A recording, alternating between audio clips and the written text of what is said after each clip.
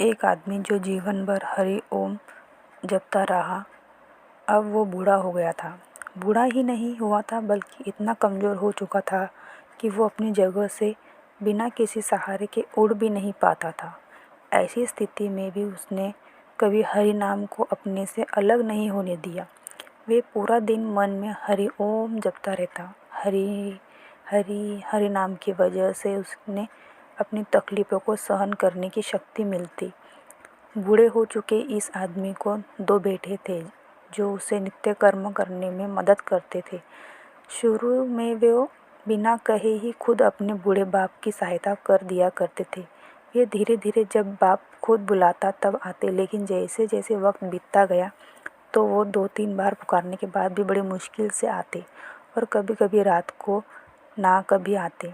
अब हालत ऐसी हो चली थी कि अक्सर बूढ़ा बिस्तर गंदा कर दिया करता और जब तक उसके बेटों ने सहायता ना मिलती ऐसे ही गंदे बिस्तर में पड़ा रहता। बुढ़ापा बढ़ता जा रहा था। उसकी नज़रें कमज़ोर हो चुकी थी। इतनी बदहाली में भी उस आदमी ने हरि नाम का साथ नहीं छोड़ा था।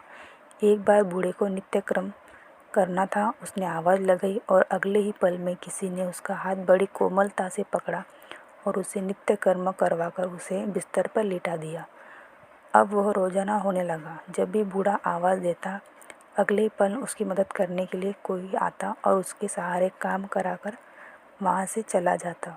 नज़र कमज़ोर हो चुकी थी देखकर बूढ़ा उसे पहचान नहीं पाता था, लेकिन बूढ़ा जानता था कि यह उसके बेटे नहीं हो सकते और वह स्पर्श भी उनके बेटों का नहीं था।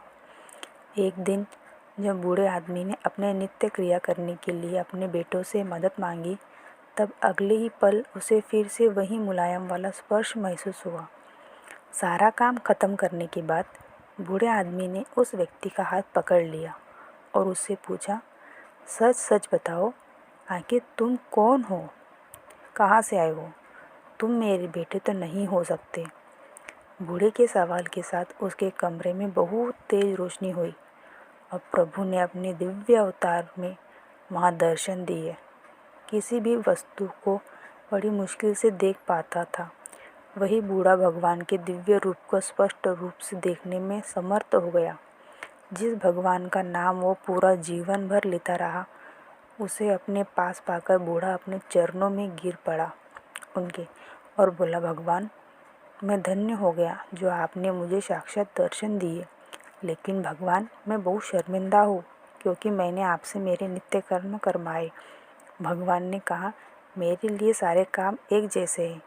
अगर वो काम मुझे अपने भक्तों के लिए करना पड़े तो मुझे सभी कामों में खुशी मिलती है। बूढ़े ने हाथ जोड़ते हुए भगवान से कहा, लेकिन भगवान, आप यह सब करने के बजाय मुझे मुक्त क्यों नहीं कर देते? क्या आपके दर्शन मात्र से मेरी मुक्ति संभव नहीं है? यह सब प्रारंभ की वजह से है। तुम्हारा प्रारंभ बहुत कठिन है। अगर मंद होता तो मेरे दर्शन मात्र से तुम मुक्त हो जाते।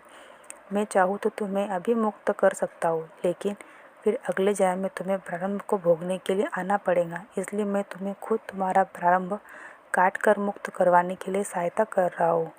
भगवान ने कहा। इतना बोलकर भगवान वहाँ से अंतर ध्यान हो गए।